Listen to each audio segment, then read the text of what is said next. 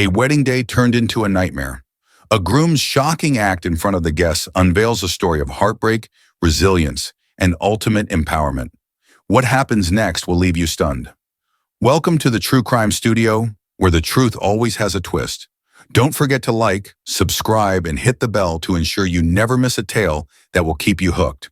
William and Emma's wedding was the center of attention among the elite, with powerful and famous individuals in attendance. However, the atmosphere inside carried an unusual tension, like a taut string on the verge of snapping. Emma, the bride in a pristine white dress, stood in the middle of the banquet hall, her heart weighed down. The forced smiles and scrutinizing gazes of the guests made her uncomfortable. William stood beside her in a perfectly tailored black tuxedo, but his expression lacked warmth. In his eyes lingered a sense of control and domination, something Emma had come to recognize throughout the wedding preparations. Anna, Emma's best friend, approached and whispered to her, "Emma, are you okay? Did he do something to you?" "I'm fine, Anna," Emma replied, but her eyes betrayed her unease. "It's just, he changes when things don't go his way." "Changes how?" Anna asked, her voice filled with suspicion. Emma didn't have time to respond before William turned toward them, his gaze icy. "A bride shouldn't take her eyes off the groom on her big day, my love." Anna stepped back, sensing William's warning look. She knew he disliked her presence, but she couldn't abandon her best friend in this situation. The reception began with soft music and an endless flow of fine wine. Emma tried to immerse herself in the atmosphere but felt increasingly detached. The people around her felt distant, their conversations filled with flattery and insincere questions. Suddenly, an elderly guest, Mr. James, brought up a topic that captured everyone's attention. "Emma, wasn't there a musician you used to date? Someone named Michael, I believe." The air grew heavy. William, holding a glass of wine, froze. He turned to Emma, his gaze burning. "Michael who?" William asked, his voice low but menacing. Emma, flustered, tried to explain, "It's in the past, darling. It's all over now." "Over?" William's voice hardened, cutting her off. "Then why is it still being mentioned?" The guests began whispering among themselves. William could no longer maintain his composure. He set his glass down on the table with a resounding clink, breaking the stillness of the hall. "Perhaps you've forgotten that you are my wife, Emma," William continued, his voice rising. "And I do not tolerate betrayal, even in thought." Emma stepped back, feeling cornered. She spoke, her voice trembling, "William, I haven't done anything wrong. Please, let me explain." "Explain?" William laughed coldly. "Do you think I'm foolish enough to believe your excuses?" Anna, standing nearby, stepped forward, trying to intervene. "William, this isn't the right place for an argument. Let Emma calm down." "You have no right to interfere in our affairs, Anna," William retorted, his gaze filled with disdain. "You should learn to keep quiet." Emma looked at Anna, her eyes pleading. But before Anna could say more, William suddenly raised his hand and slapped Emma hard. The sound echoed through the hushed hall. Emma staggered, clutching her cheek as tears streamed down her face. The crowded banquet hall fell into a deathly silence. Stunned and horrified gazes turned toward the couple. Some guests began leaving, unable to tolerate the violent display. Others stood frozen, shocked by what had just transpired. William remained where he was, his face cold and showing no remorse. "This is how you need to learn your place, Emma," he said, his voice indifferent. Emma couldn't say anything. She just stood there, tears flowing uncontrollably. Anna stepped forward, trying to pull her away from the crowd, but Emma seemed too weak to move. William's mother, Mary, approached not to protect Emma but to deliver her judgment. "A woman must know her duties," Mary said coldly, her voice like a final verdict. Those words were the last straw, leaving Emma feeling completely isolated. No one was on her side, except for Anna. But even Anna's comfort couldn't ease the humiliation and pain Emma was enduring. As the party continued under a suffocating atmosphere, Emma could only silently endure, drowning in pain and helplessness. Emma sat slumped on a long sofa in a secluded corner of the banquet hall, her eyes red and swollen, her face still marked by William's slap. The sparkling light from the crystal chandeliers seemed to mock her fragility, making her feel small and lost amidst the cold, extravagant surroundings. The fragmented laughter and chatter of the remaining guests echoed faintly, as if from a distant world far removed from hers. Anna knelt beside Emma, gently holding her hand. "Emma, listen to me. You can't let this continue. You have to leave here immediately," Anna whispered, her eyes filled with concern. Emma shook her head, her voice trembling. "You don't understand, Anna. I can't. I have nowhere to go. My family has invested everything in this marriage. If I leave, I'll disappoint them." Anna gripped Emma's hand tighter, trying to bring her back to reality. "Your family wants you to be happy, not abused. William doesn't love you. You need to think about yourself." Before Emma could respond, William approached. His cold, sharp eyes and stern expression immediately made Emma shrink back. "What do you think you're doing?" William asked, his voice low but full of menace. "Are you planning to cry in front of the guests to humiliate me?" Anna stood up abruptly, positioning herself between William and Emma. "She hasn't done anything wrong, William. You're the one who should be ashamed of your actions." William smirked disdainfully, looking Anna up and down. "This is a matter between my wife and me. You should stay out of it. This is your final warning." Emma quickly grabbed Anna's hand, pulling her back to avoid escalating the situation further. She looked at William with pleading eyes. "Please, William, don't make a scene. I'm sorry if I upset you. Let's put this behind us." "Sorry?" William laughed coldly. "Do you think your apology can fix what you've done? Don't forget, you're my wife, and you must learn to obey." From a distance, Mary, William's mother, approached, her authoritative presence amplifying the tension in the air. "What's all this commotion about, William?" Mary asked, her eyes briefly sweeping over Emma with icy detachment. William turned to his mother, his expression still stony. "Nothing, just teaching Emma how to behave properly." Mary nodded and then looked directly at Emma. "Emma, you should understand that in this family, honor comes first.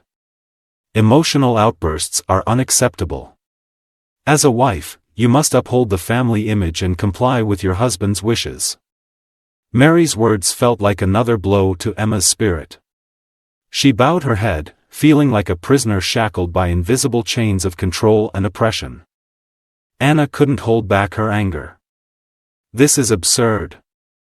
Are you justifying your son's violent behavior? A woman like Emma doesn't deserve to be treated this way, Mrs. Mary." Mary turned to Anna, her eyes filled with contempt. "You should know your place, Anna. This is not your business." Emma tugged on Anna's arm again, her voice a desperate whisper. "Enough, Anna. Please don't say more. You'll only make things worse." Anna looked at Emma, her eyes full of anguish, but she remained silent, unwilling to add to her friend's burden. William turned and walked away coldly, leaving Emma and Anna standing there in the heavy silence. The party continued, but the atmosphere had completely shifted. The murmurs of gossip spread throughout the room.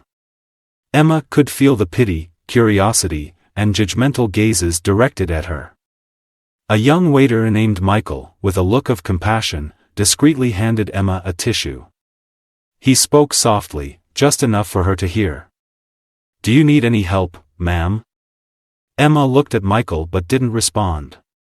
His kind gesture only deepened her humiliation, making her feel even weaker. Anna pulled Emma aside to a quiet corner where no one could hear them. "Emma, listen to me. You can't let them keep doing this to you. They'll destroy you, piece by piece." I know, but I'm not strong enough, Anna. I don't know what to do, Emma admitted, her voice filled with despair. Anna gripped Emma's shoulders firmly, her voice resolute. You don't have to be strong alone. I'm here with you. But you need to decide to leave. This isn't the life you deserve. Emma looked at Anna, tears welling in her eyes. Anna's words felt like a faint ray of light in her dark, suffocating world, but the psychological chains and familial pressures still held her captive, making it impossible for her to decide. Mary approached again, this time with a facade of gentle authority. Emma, fix your appearance and return to the party. Don't let these trivial matters ruin the family's reputation. Show that you're worthy of your position. Emma stood there, her hands clenched tightly together. She didn't know whether to continue enduring or to find a way out of this hell. Emma slowly walked across the grand hall, where the crystal chandeliers continued to shine, indifferent to her suffering. Her unsteady steps drew glances from a few guests, but no one spoke. Everyone remained silent, as if the silence itself was part of the power play orchestrated by William and his family. In a distant corner of the hall, Mrs. Mary stood with her close friends, Mrs. Elisa and Mrs. Carmen, older women from the upper class.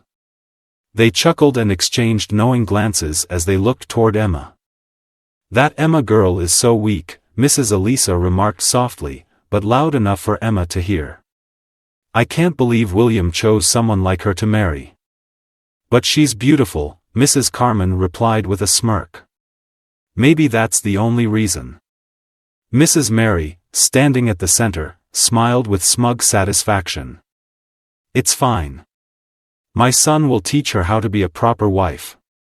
Women like Emma need guidance, otherwise, they won't know how to behave. Those words felt like daggers stabbing Emma's soul. She stood there silently, her eyes filled with tears but no longer shedding them. The tears she had already cried seemed to have drained her of all strength. Anna, noticing Emma frozen in place, quickly walked over and pulled her into a more secluded corner. Emma, you can't just stand here and let them hurt you like this, Anna said, her voice filled with indignation. They have no right to treat you this way. Emma lowered her head, her voice a weak whisper. I don't know what to do, Anna. I feel trapped, like there's no way out. Meanwhile, William appeared on the other side of the room. He was speaking with a group of businessmen, but his eyes kept darting toward Emma. A cold smile flickered across his face as he saw her bow her head, looking like a caged bird. Slowly, William began to make his way toward Emma and Anna, like a predator closing in on his prey. Anna, William called her name, his voice icy. You should leave. This is a family event, not a place for friends to meddle in private matters. Anna straightened up, her gaze fearless. Private matters? Do you really think your actions are private, William? You slapped Emma in front of everyone. William shrugged, his face devoid of remorse. Emma needed to learn how to behave. It's a lesson she should have understood long ago. And you, Anna said, her voice filled with anger, have you ever questioned what right you have to hurt her like this? She's your wife, not your property. William ignored Anna and turned to Emma instead. He leaned down, his voice soft but laced with control. My love, you should go to your room, change your clothes, and return to the party. Everyone is waiting for us. Emma looked at William, her gaze empty, devoid of resistance. She felt everything around her fading into a blur, her body drained of all strength. Anna grabbed Emma's hand, trying to pull her away, but Emma gently shook her head. I can't, Anna, Emma said softly, tears brimming in her eyes again. If I leave, I'll bring shame to my family. Shame? Anna burst out, unable to contain her frustration. Do you really think enduring this abuse is less shameful? Or letting William and his mother continue to control you? Their argument attracted the attention of a few nearby guests, but no one dared to approach. Seeing the curious stares beginning to focus on him, William shifted his demeanor. He placed a hand on Emma's shoulder, feigning comfort. "All right, my love," William said, his voice sweet but insincere. "Let's not cause any more commotion. Just do as I say, okay?" Emma nodded weakly, like a puppet manipulated by William. Anna, seething with anger, could only watch helplessly as Emma complied. Across the hall, Michael, the young waiter, watched the scene from a distance. Holding a tray of wine glasses, his eyes were filled with sympathy. He knew he couldn't intervene, but his gaze followed Emma, as if trying to offer her a sliver of hope. Emma allowed William to lead her back to the center of the banquet hall, where the guests resumed their artificial conversations and forced smiles. William placed a glass of wine in Emma's hand, as though compelling her to partake in the charade. "Smile, Emma," William whispered, his tone laced with warning. "Unless you want to embarrass me again." Emma forced herself to smile, but it was twisted and filled with pain. She felt as though she was sinking deeper into a bottomless abyss, where all resistance seemed futile. The eyes around her continued to watch, but no one dared to speak up, no one dared to step forward. Alone and desperate, Emma realized that in this world, she had no support except herself. The party carried on, but the tension between Emma and William was like an undercurrent, making everything stifling. William kept smiling, engaging in conversation with powerful guests, while Emma stood silently beside him, like a decorative figure. Her eyes were still swollen and red, and although she tried to mask her emotions, her face could not hide the pain and humiliation. Anna, standing in a distant corner, kept glancing at Emma, her worry growing. She couldn't accept her best friend being pushed into this situation but felt powerless against the dominance of William and his family. Michael, the young waiter, cautiously approached Anna. "Miss, I know I shouldn't interfere, but, is she okay?" Michael asked softly, his eyes full of concern. Anna glanced at Michael, then replied, her voice choked. "No, she's not okay. But I don't know what to do to help her right now." Michael hesitated for a moment before whispering. "If needed, I can help her leave. I know a less crowded way out." Anna looked at Michael, her eyes widening in surprise at the young man's bravery. But she could only shake her head. "Thank you, but she's not ready. Emma is trapped by fear and pressure." Michael nodded, his expression turning somber. He understood that sometimes, a person has to decide for themselves to step out of their own hell.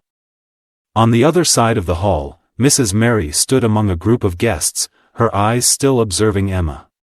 It seemed Mary cared little about her daughter-in-law's feelings, focusing only on maintaining the family's image. She slowly walked toward Emma, her high heels clicking authoritatively against the marble floor. "Emma, come with me," Mary said, her tone leaving no room for refusal. Emma looked to William for help, but he only nodded, signaling her to comply. Emma had no choice but to follow Mary out into the hallway, where the brilliant light of the chandeliers did little to warm the coldness in Mary's voice. "Emma, you must understand that your position is a privilege," Mary said, her tone full of authority. "William chose you, and you should be grateful for that. But if you don't behave properly, you won't last in this family." Emma lowered her head, unable to respond. She didn't know what to say, torn between her suffering and fear. "I will not allow anyone to tarnish this family's reputation," Mary continued, her eyes piercing. "If you want to live peacefully, you need to learn to comply. Do you understand?" Emma looked up at Mary, her eyes red with suppressed anger. But she still couldn't fight back. She only nodded weakly, a reluctant agreement.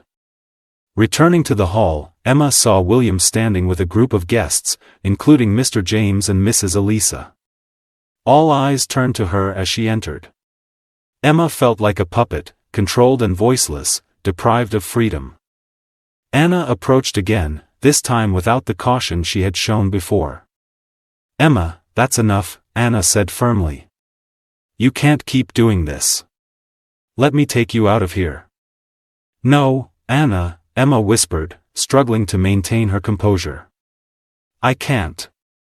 If I leave, everything will fall apart. Fall apart? Anna shouted, ignoring the curious stares around them. What will fall apart? You or William's family? Don't you see? They only care about themselves, not you. William arrived at that moment, his face colder than ever. Anna, I think you should leave immediately, William said sharply. You have no right to interfere in my family's affairs. Family affairs? This isn't a family affair, Anna retorted fearlessly. This is abuse, and you have no right to hurt Emma. William didn't reply to Anna. Instead, he turned to Emma, his gaze full of control. Come with me, William ordered, not waiting for Emma to respond. Emma looked at Anna, her eyes brimming with tears, but in the end, she followed William. She felt like she was being pulled into a vortex with no escape, where all attempts at resistance seemed futile. From a distance, Michael continued to watch Emma. He couldn't do much, but in his eyes, there was a glimmer of determination. Perhaps, he thought, he would find a way to help her, no matter the cost. Emma returned to the center of the party, but everything felt different. The guests were no longer laughing and chatting freely. Instead, there were furtive glances and hushed whispers full of curiosity. Emma felt completely isolated, with no one by her side except Anna. But even Anna couldn't do anything to pull her out of this darkness. The atmosphere of the banquet hall had turned into a dreadful play, with Emma as the central character. The eyes around her never stopped scrutinizing her, filled with pity and curiosity, but no one spoke up. They were all afraid of William's power and Mary's influence. Emma felt as if the whole world had turned its back on her. William remained by her side, gripping her hand tightly, a warning that she was not to leave her place. His voice, soft yet sharp, reached her ears. Smile, Emma. You wouldn't want to embarrass me in front of our guests, would you? Emma tried to smile, but it was a crooked, painful expression. She couldn't hide the tremble in her eyes. From a distance, Anna continued to watch, her fists clenched tightly. She knew her friend was trapped in fear, but how could she save Emma when she herself had no power here? Mary approached once more, her cold and calculating gaze fixed on Emma. She looked her up and down before turning to William, her tone laced with derision. She still needs a lot of molding, William. She hasn't fully understood her role yet. William nodded in agreement with his mother's remark. He turned to Emma, his voice gentle but brimming with pressure. You should listen to my mother. She's always right. Emma could only bow her head. Inside her, a scream was building, but she couldn't let it out. She feared that any resistance would lead to even worse consequences. At that moment, Anna couldn't stay still any longer. She quickly stepped forward, placing herself between Emma and William. That's enough, William, Anna said firmly. Can't you see that Emma has endured enough? William smirked, his gaze dripping with disdain. You have no right to speak to me like that, Anna. This is a family matter. It doesn't concern you. Doesn't concern me? Anna retorted, her eyes blazing with anger. She's my best friend. And I won't let you continue to destroy her. William stepped closer to Anna, his voice low and threatening. You should leave before I lose my patience. Emma quickly grabbed Anna's hand, her voice pleading. Don't, Anna. Please, don't make things worse. I'm begging you. Anna looked at Emma, her eyes filled with sorrow. She wanted to fight back, but Emma's plea left her with no choice but to remain silent. In another corner of the hall, Michael stood watching everything unfold. His eyes were full of sympathy and sorrow. He wanted to intervene, but as a waiter, any action he took would be meaningless. Yet, he resolved not to let Emma endure this alone. The music in the hall continued to play, but to Emma, it had become meaningless noise. She felt utterly alone, with no one to lean on, no one on her side except Anna. But even Anna couldn't help her escape the grip of William and his family. An older guest, Mr. James, quietly approached William. A respected figure in the business world and a longtime friend of the family, James placed a hand on William's shoulder, his voice steady but firm. "William, perhaps you should let Emma rest. She doesn't look well." William turned to James, his expression cold. "Thank you for your advice, but this is a private matter." James frowned but said nothing more. He knew William was the kind of man who wouldn't easily change his perspective, and any advice would be futile. Emma looked at James with gratitude in her eyes, but she knew that this small act of support wasn't enough to save her from her current predicament. She felt like a small boat trapped in a stormy sea, with no direction and no guiding light. Mary resumed control of the situation. She signaled to a waiter to clean up and rearrange the party, ensuring no unnecessary attention was drawn to the events. She wanted everything to appear normal, at least to the guests. "Emma, come with me," Mary said, her tone leaving no room for refusal. Emma had no choice but to follow, even though every fiber of her being longed to flee. Mary led her out to the balcony, where the cold moonlight illuminated the scene. "You must understand that there is no place for weakness in this family," Mary said, her voice authoritative. "If you cannot fulfill your duties, you will not last long." Emma lowered her head in silence. Mary's words felt like chains tightening around her, binding her even more tightly to this oppressive marriage. Back inside, William continued chatting with the guests as though nothing had happened. The fake smiles, the flattery, all of it was a facade masking the terrible truth that Emma was enduring. Emma returned to the banquet hall, but her eyes were empty. She felt too drained to carry on but didn't dare to stand up and resist. Everything around her now felt like an inescapable nightmare. She sat alone on a long sofa in a secluded corner of the hall. The dazzling light from the crystal chandeliers still shone brightly, but to her, it was cold and distant. The soft music and the laughter of the guests no longer reached her. Emma felt her body growing weary, as though all her energy had been drained after hours of humiliation and oppression. Anna quietly approached her and placed a hand on her shoulder. "I can't stand this anymore, Emma. You have to leave." "They don't deserve your endurance," Anna said. Emma looked up, her eyes red and filled with tears. Her voice trembled as she replied. "Anna, I want to leave. But I don't know how. William and his mother, they won't let me go." Anna sat down beside Emma, gripping her hand tightly. "Emma, you're not alone. I'm here. I'll protect you. We'll find a way. But if I leave, my family will face pressure. I'll disappoint them," Emma said weakly.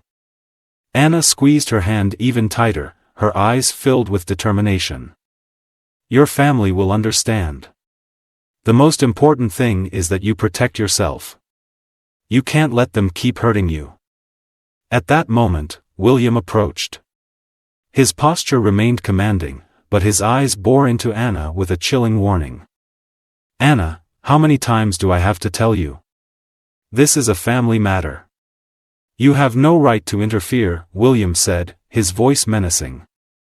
Anna stood up, showing no fear. "A family matter? You think abuse is a family matter? You think you have the right to hurt Emma just because she's your wife?" William smirked coldly and turned to Emma. "What have you been telling her? What are you trying to do, Emma? Cause trouble for me in front of our guests?" Emma shook her head as tears streamed down her face. "No, William, I didn't do anything. I was just sitting here." William stepped closer to Emma, leaning down. His voice was quiet but filled with threat. "You've embarrassed me enough. Stand up, fix your dress, and get back to the party. I don't want to hear any more excuses from you." Anna could no longer hold back and shouted. "You have no right to treat her like this, William. She's not your property. William turned to Anna, his eyes blazing. Do you really think you can change anything? Emma is my wife. She belongs to me, and I will decide what she does. Emma, terrified, desperately tried to pull Anna away, pleading with her. Anna, please. That's enough. Don't make things worse. I'm begging you. Anna looked at Emma, her eyes filled with pain and disappointment. But she understood that Emma was trapped in a cycle with no way out and that any resistance now would only make things worse. William turned his back and pulled Emma to her feet. Let's go. Get back to the party. I don't want to see you sitting here crying for another second. Emma had no strength left to fight back. She let William pull her away, like a lifeless doll. But deep within, she felt a small flame beginning to form a flicker of resistance, though faint and fragile. When they returned to the banquet hall, all eyes immediately turned to Emma and William. Some of the guests looked at Emma with pity, but no one dared to speak up. Mary, standing amidst the crowd, smiled in satisfaction upon seeing that Emma had obeyed and returned. Michael, the young waiter, observed from afar. He felt the injustice permeating the room, but he didn't know what to do. In his heart, a bold idea began to form: he had to help Emma, no matter what it took. The party continued, but the atmosphere had changed. The laughter and chatter were now nothing more than a hollow facade. William maintained the guise of the perfect husband, conversing with the guests as if nothing had happened. Emma stood silently by his side, like a shadow. Anna, standing at a distance, couldn't bear it any longer. She looked toward Michael, her eyes pleading for help. Michael understood and cautiously approached her. Is there anything I can do? Michael asked quietly. Do you know a way out where no one will notice? Anna asked, her tone serious. Michael nodded and whispered. There's a back exit near the kitchen.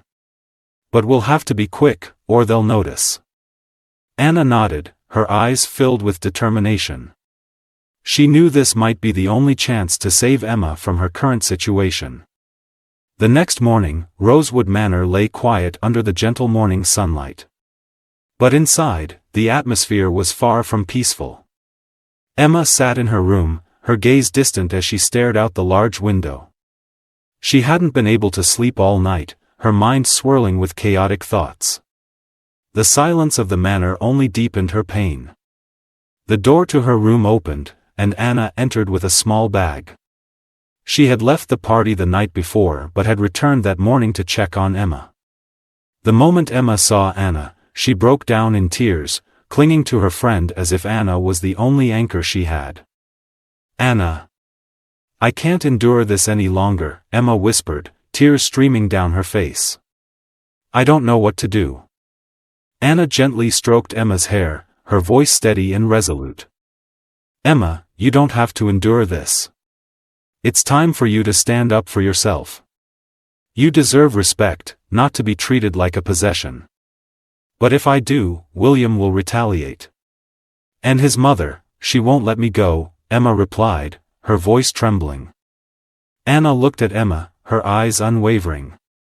Do you think you can live like this forever? Every time you endure humiliation, you lose a part of yourself. You need to take your life back, Emma. And you don't have to do it alone. I'll be here for you. Emma remained silent, but Anna's words were like a faint ray of light in the darkness. She knew Anna was right, yet her heart was still filled with fear. A moment later, the door opened again. This time, it was Michael, the young waiter from the party. He stepped inside, his expression a mix of concern and determination. I'm sorry for coming here uninvited, but I can't stand by and watch this happen, Michael said, his voice warm yet firm. I want to help you, Emma. Emma looked at Michael in surprise. She hadn't expected someone like him to care about her situation. Michael, you don't have to do this, Emma said, trying to hide her emotions. You don't owe me anything. No, but I can't stay silent, Michael replied. You don't deserve to live like this. I know some people who can help you leave safely. Anna looked at Michael, her eyes lighting up with hope. She turned to Emma, her voice urging. Listen, Emma. This is your chance to leave. He's right. We can't let William and Mary control your life any longer. Emma looked at Anna, then at Michael. In her heart, small flickers of hope began to rise. But just as she was about to speak, a cold voice echoed from the doorway. You think you can run away from here, Emma? William stepped into the room, his face rigid, his eyes blazing with anger. Behind him stood Mary, her expression icy and sharp. How ridiculous, William said, moving toward Emma. Do you think you'll go anywhere without my permission? Emma trembled, but Anna stepped in front of her, her gaze fearless. William, you can't force Emma to live a life she doesn't want, Anna said firmly. She has the right to leave. William sneered, looking at Anna with contempt. What fantasy are you living in?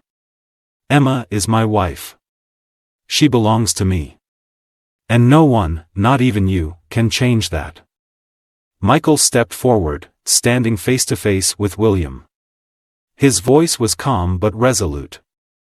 Mr. William, if you truly love her, you should set her free instead of keeping her in a marriage that feels like a prison, Michael said, his voice steady but firm. William glared at Michael, his face contorted with anger. You're just a waiter. You have no right to interfere in my affairs. Michael didn't back down. I may just be a waiter, but I'm a human being. And I can't stand by and watch a woman be treated like this. Mary interrupted the argument, her voice cold and sharp. William, don't waste your time on insignificant people. We need to resolve this matter immediately. Emma looked at her husband and mother-in-law, feeling cornered. But this time, something inside her felt different. As she glanced at Anna and Michael, she realized she wasn't entirely alone. Emma stood up, her voice soft but resolute. William, I've had enough. I'm not staying here for another minute. William froze, stunned, unable to believe his ears. What did you say? He shouted, his voice filled with rage. Emma took a deep breath, her eyes full of determination. I'm leaving. And no one can stop me. Anna smiled, proud that Emma was finally standing up for herself. Michael looked at Emma with respect and encouragement. William stepped forward, about to say something, but this time, Emma didn't back down. She met his gaze head-on, her voice strong. You can do whatever you want, William. But I won't let you control my life anymore. Mary tried to interject. Emma, you're making a huge mistake. But Emma didn't listen. For the first time in months, she felt in control of her destiny. The room seemed frozen after Emma's declaration. Neither William nor Mary could believe their ears. A woman they had always deemed weak and incapable of resistance was now standing up against them. William took a step closer, his eyes blazing with fury, his voice low and threatening. Emma, what kind of fantasy are you living in? Do you think you can leave without my permission? Emma didn't flinch. She took a deep breath, her gaze unwavering. William, I'm not your property. I've endured enough. You can be angry, you can make threats, but you no longer have control over my life. Mary stepped forward, her voice as cold as steel. Emma, you need to think this through. You're destroying this family. Our honor cannot be tarnished by your reckless actions. Emma turned to face her mother-in-law, and for the first time in her life, she dared to meet Mary's authoritative gaze directly. Honor? Emma let out a bitter laugh, her eyes brimming with tears. What honor does this family have, Mrs. Mary? Allowing your son to treat me like a slave? Watching and supporting the abuse?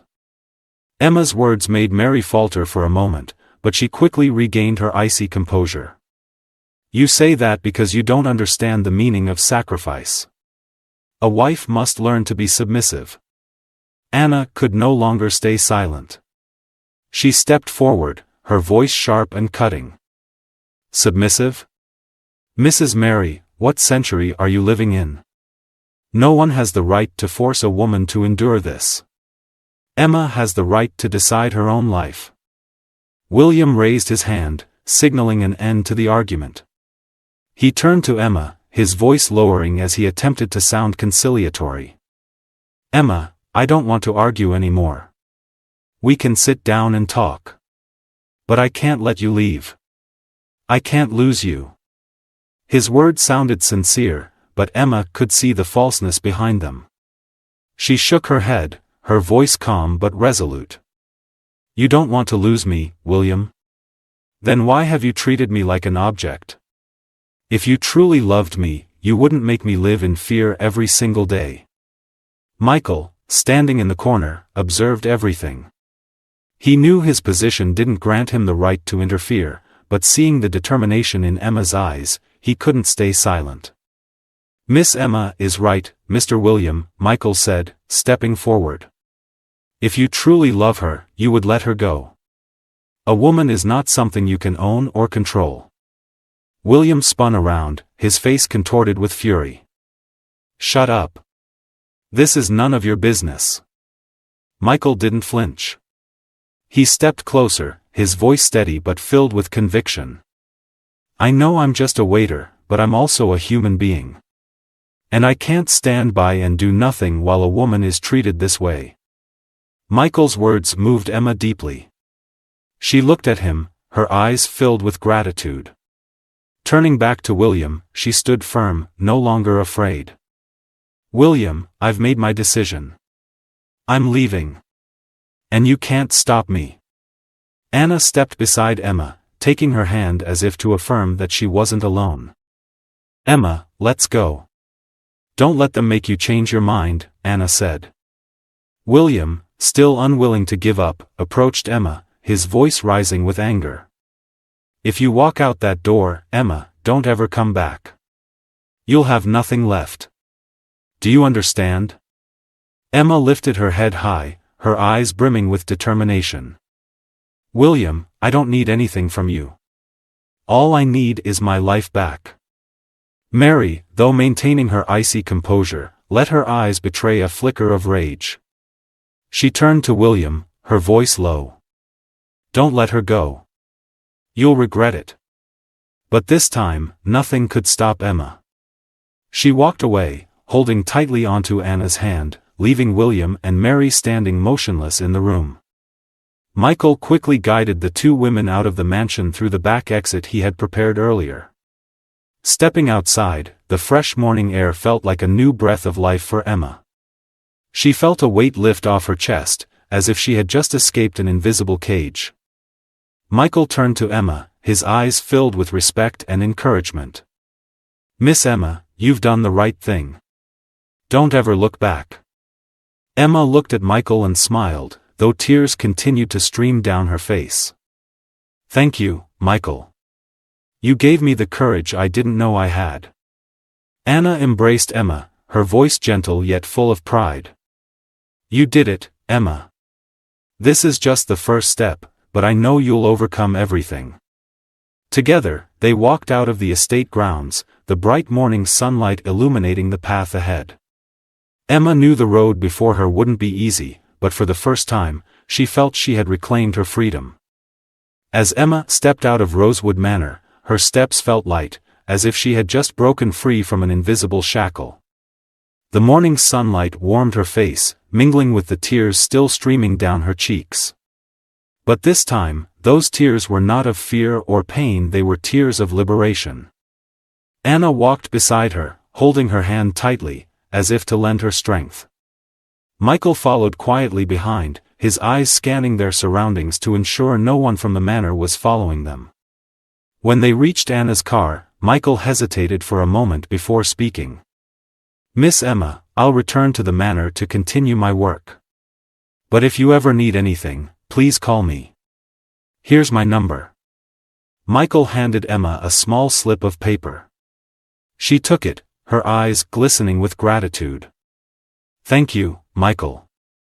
You've done more for me than I ever could have hoped." Michael nodded, offering a faint smile before turning and walking away. He knew Emma's journey would be difficult from this point forward, but he believed she would overcome it. Anna helped Emma into the car and quickly drove off. No one spoke during the entire ride, but the heavy atmosphere had lifted.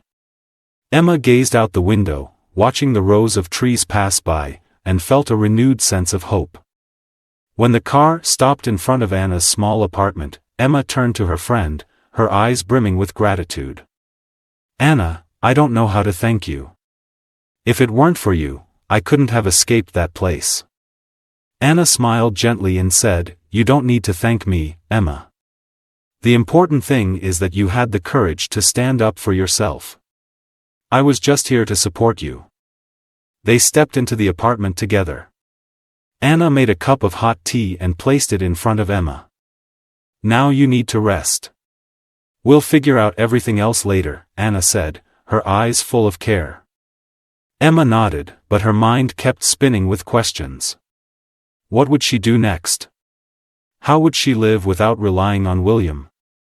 How would her family react when they learned she had left the marriage they had placed so much hope in?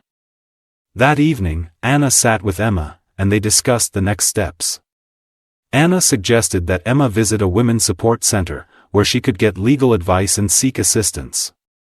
Emma was hesitant at first but eventually agreed. The next morning, Anna drove Emma to the center. It was a small yet welcoming place, with colorful paintings adorning the walls. Emma felt her heart race as she stepped inside, but the warm reception from the staff helped ease her anxiety. An older woman named Clara, the center's manager, met with Emma in a private room. Clara's kind eyes and soothing voice immediately put Emma at ease. "Emma, I know your decision wasn't an easy one. But you've done the right thing," Clara said gently. Emma lowered her head, her eyes welling up with tears. "It took me so long to realize that. But now, I don't know where to begin." Clara smiled and placed her hand on Emma's. "Starting over is always a difficult journey, but it's also a meaningful one. Here, we'll help you every step of the way. First, we'll provide legal advice to protect your rights, and then we'll support you in finding work and housing if you need it." Emma looked at Clara, her heart filled with gratitude. For the first time in months, she felt she was not alone. In the days that followed, Emma began attending counseling sessions at the center. She met other women who had been through similar experiences. They shared their stories, and Emma realized she wasn't the only one who had faced control and abuse. Clara also connected Emma with a lawyer to handle the legal proceedings. The lawyer, a sharp and confident woman named Beatrice, assured Emma that she had the right to file for divorce and obtain legal protection from any threats William might pose.